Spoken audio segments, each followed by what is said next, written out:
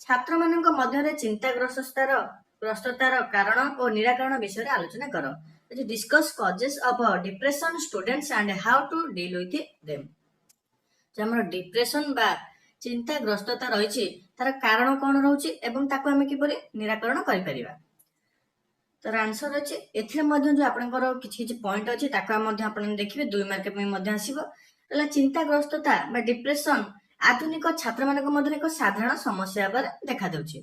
मानसिक चापग्रस्तता फल रे केतक क्षेत्र रे छात्रछात्री माने मानसिक संतुलन हराई थांती, एपरिक आत्महत्या उद्यम मध्ये करथांती। छात्र मानक मध्ये चिंताग्रस्ततार कारण गुड़िक कौन होछि।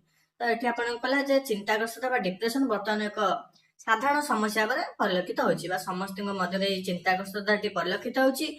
छात्र माने यहाँ सही न पारि केते गुड़ निज संतुलन हराई आत्महत्या मध्ये करथांती। एई डिप्रेशन कौन पे आसे बा चिंताग्रस्तता कौन पे आसे तार कारण डिस्कशन कराला। रहला परीक्षार चाप। अनेक क्षेत्र रे छात्र छात्री मानक मन रे परीक्षा संबंधी भय सृष्टि होइथाय। निज रुचि विरुद्ध रे पाठ पढ़िया तथा परीक्षा रे अकृत कार्य हेबार भय छात्र छात्री मानक ऊपर गभीर भाव रे मानसिक चाप प्रयोग करथाय। फल संपुक्त छात्र बा छात्री मानक मन रे आत्महत्या प्रवृत्ति जागृत होइथाय। एही प्रकार चापग्रस्ततार मुक्ति पाइबा को हेले पितामाता माने निजर अभिलाष को पिला मानक ऊपर लदी देबा अनावश्यक। ए क्षेत्र में परीक्षा बा पाठ पढ़िया को पिलार जीवन अधिक मूल्यवान। सेठी आपण कहला जेतले आपणकर छात्र माने पाठ पढुछंती परीक्षा समय विभिन्न तांकर भय सृष्टि होइथाय। जाफल तांकर आपणकर फेल जिबार चिंता थाए किंबा जेतले फेल गेला परे घर लोक कोन कहिबे से बेले विभिन्न चिंता थाए। सेति मिसे माने डिप्रेशन रे रहिथांती। सेठी पिता मातांकर कर्तव्य कोन ना से माने तांको ए पाठ पढ़ा किपरि डिप्रेशन न हेबे सेथिमे तांको विभिन्न प्रकार सहयोग करिवे। सेठी कहला एथरे पाठ पढ़ा ठारू जीवनटी अधिक मूल्यवान। ताबले छात्र छात्री माने निज जीवनर लक्ष्य उद्देश्य तथा निजर रुचि विषय रे पितामाता को अवगत कराइबा आवश्यक। छात्र छात्री माने जदि आपण देखिथिबे केते क्षेत्र जने छात्र जो पाठ पढुथो से सेटा चाहुनथियो पितामातांकर बाध्यतारे से पढुथो। तो तेणु छात्र छात्री माने निज जीवन लक्ष्य उद्देश्य विषय रे पितामाता को अवगत कराइबा आवश्यक। से कोन चाहुछंती कोन पढिबाक चाहुछंती तापर पुनश्च भविष्यतर फलाफल विषय चिंता न करबा निमंते पिला मानक आवश्यक परामर्श दियजिबा आवश्यक। तो जेतले भविष्यत जदि किंबा आपण पाठ पढुछंती भविष्यत जदि किछि न हबो किंबा कोनोसी चिंता करछंती तार फलाफल विषय चिंता करछंती से विषय चिंता करबा आवश्यक नाही। जदि कोनोसी छात्र किंबा छात्री निज जीवन लक्ष्य स्थिर कर न पारंती तेबे ए क्षेत्र रे आदौ व्यस्त हेबा उचित नुहे। समय क्रमे संपुक्त छात्र बा छात्री निज जीवन बा जीविका निमंते जे कोनोसी बाट खोजी पाई पारिबो। अन्य एक उपाय होछि छात्र छात्री माने सर्वदा वर्तमान कथा भाबिबा उचित। एठी आपणक जदि आपणाने निज जीवन बा जीविका विषय कोनोसी बाट खोजी पार नाहंती तेबे चिंता बा आवश्यक नुहे।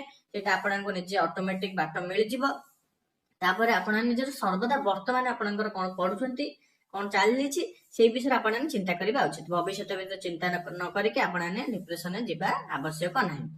तापर नेक्स्ट पॉइंट प्रथम पॉइंट हमर गला परीक्षार चाप। परीक्षा द्वारा जो चापटा पडुछि परीक्षा रे फेल होबा द्वारा किंबा आपणकर भविष्यत रे जीविका पई आपणकर चिंता। तो एटा होला फर्स्ट पॉइंट तार केपर निराकरण मध्ये हम डिस्कशन करले। तापर रैगिंग और सबलर अत्याचार। रैगिंग आपणकर एक इंपोर्टेंट रहिछि 2 मार्क मध्ये आसी परिबो। तो रहिछि सबल आ रैगिंग कोन त आपण निजे जानि पाथुए। सबलर अत्याचार कहले केतेक बलवान छात्र धीर स्थिर छात्र मानक विभिन्न प्रकार निर्यातन दे आनंद पाइथांती। देखिथिबे आपणकर कॉलेज गुडी करे विभिन्न जो माने सो बलवान छात्र मान रहिथांती से माने जो माने दुर्बल बा धीर स्थिर छात्र मानक विभिन्न प्रकार निर्यातन देथांती। विभिन्न प्रकार बाध्यतामूलक कार्य करबाकू कहिथांती। पुनश्च अनेक शिक्षानुष्ठान विशेष कर वैश्विक शिक्षानुष्ठान गुडी करे वरिष्ठ श्रेणी छात्र छात्री माने कनिष्ठ छात्र छात्री मानक ऊपर शारीरिक बा मानसिक अत्याचार करथांती। तो ओ सीनियर छात्र छात्री माने रहले समान तांको जूनियर बा कनिष्ठ छात्र छात्री मानक विभिन्न प्रकार शारीरिक मानसिक अत्याचार करथांती। याकू रैगिंग भाग रे परिणत करथाय। तो रैगिंग कोन ए दी लाइन आपणाने बुझि जाइथिबे निजे मध्ये आपणाने रैगिंग शब्द जानि पाछन ताकू भलो भाबरे लिखि देबे आपणको 2 मार्क रे आसी परिबो। तापर एहा फल रे अनेक छात्र छात्री आत्महत्या करिवार उदाहरण रहिछि। देखिबे त आपण विभिन्न न्यूज रे मध्ये आसुछि रैगिंग सही न पाछे माने आत्महत्या करछंती। अवश्य एथिनि मध्ये सरकारक तरफ आईन प्रणयन करा जे याकू कड़ाकड़ी भाबरे पालन कराउछि। ए रैगिंग को मध्ये सरकार उठाई देई कि या पई विभिन्न आईन प्रणयन करा जायछि ताकू कड़ाकड़ी मध्ये पालन कराउछि। उच्च शिक्षा क्षेत्र मध्ये पितामातांकर पिलामानक प्रति किछि कर्तव्य रहिछि। पिलामानक प्रत्येक मुहूर्त रे परामर्श प्रदान करिबा तथा सेमानकर ଏକ ଦିନ ଘଟଣାବଳୀକୁ ପଚାରି ବୁଝିବା ପିତାମାତାଙ୍କ ପ୍ରମୁଖ ଦାୟିତ୍ୱ। ଏହା ଫଳରେ ମାନସିକ ଚାପଗ୍ରସ୍ତତାରୁ ହ୍ରାସ ପାଇପାରିବ। ତ ଏଠି ଆପଣଙ୍କର ଏଠି କହିଲା ଯେ ବାପା ମାଙ୍କ ବା ପିତାମାତାଙ୍କ କର୍ତ୍ତବ୍ୟ ଯେ ପିଲାଟି ପ୍ରତିଦିନ ଶିକ୍ଷାନୁଷ୍ଠାନରେ କଣ କରୁଛି, କଣ ପଢୁଛି, ତାର ପ୍ରତ୍ୟେକ ଦିନର ଘଟଣାବଳୀକୁ ବୁଝିବା ଆବଶ୍ୟକ, ଯାହାଦ୍ୱାରା ସେମାନେ ଜାଣିପାରିବେ ତାଙ୍କ ପିଲାଟି ଡିପ୍ରେସନରେ ରହୁଛି କିମ୍ବା କୌଣସି କାର୍ଯ୍ୟ ତାକୁ ଅସୁବିଧା କରୁଛି, ସେ ଜାଣିପାରିବେ, ଯାହାଦ୍ୱାରା ଡିପ୍ରେସନକୁ ଦୂର କରାଯାଇ ପାରିବ। ଅନ୍ୟଟି ହେଉଛି ପ୍ରେମ ଜନିତ ବ୍ୟାପାର। ଏଇଟା ଆପଣଙ୍କର ଏକ ମୁଖ୍ୟ ସମସ୍ୟା। ଆପଣ ଦେଖୁଥିବେ ବିଶେଷ କରି ଉଚ୍ଚ ଶିକ୍ଷାନୁଷ୍ଠାନ ମାନଙ୍କର ଯୁବକ ଯୁବତୀ ମାନଙ୍କ ମଧ୍ୟରେ ପ୍ରେମ ସଂଖ୍ୟା ବଢି ଉଠିଥାଏ। ଯୁବକ ସୁଲଭ ଦୂରଦର୍ଶିତାର ଅଭାବରୁ ସୃଷ୍ଟି ହୋଇଥିବା ଏହି ପ୍ରେମ ସମ୍ପର୍କର ପରିଣତି ବେଳେ ଭୟାବହ ହୋଇଥାଏ। ଅନେକ କ୍ଷେତ୍ରରେ ଜଣେ ଯୁବକ ଯୁବତୀ ଅନ୍ୟ ଦ୍ୱାରା ପ୍ରତାରିତ ହୋଇ ଆତ୍ମହତ୍ୟା କରିଥାଏ। ଏହି କାରଣରୁ କୌଣସି ନିର୍ଦ୍ଦିଷ୍ଟ ସମାଧାନ ପନ୍ଥା ନଥାଏ, କାରଣ ଏଭଳି ଘଟଣାକୁ ଯୁବକ ଯୁବତୀ ମାନେ ଜାଣିଶୁଣି ପିତାମାତାଙ୍କ ଠାରୁ ଲୁଚେଇଥାନ୍ତି। ତ ବିଭିନ୍ନ ଶିକ୍ଷାନୁଷ୍ଠାନ ବା ଉଚ୍ଚ ଶିକ୍ଷାନୁଷ୍ଠାନ ମାନଙ୍କରେ ଦେଖୁଥିବେ ଆପଣଙ୍କ ପ୍ରେମଜନିତ ବିଭିନ୍ନ ଆତ୍ମହତ୍ୟା ସୃଷ୍ଟି ହଉଛି, କାରଣ ସେମାନେ ତାଙ୍କ ପିତାମାତାଙ୍କ ଠାରୁ ଏ ଘଟଣାକୁ ଲୁଚାଇ ରଖିଥାନ୍ତି।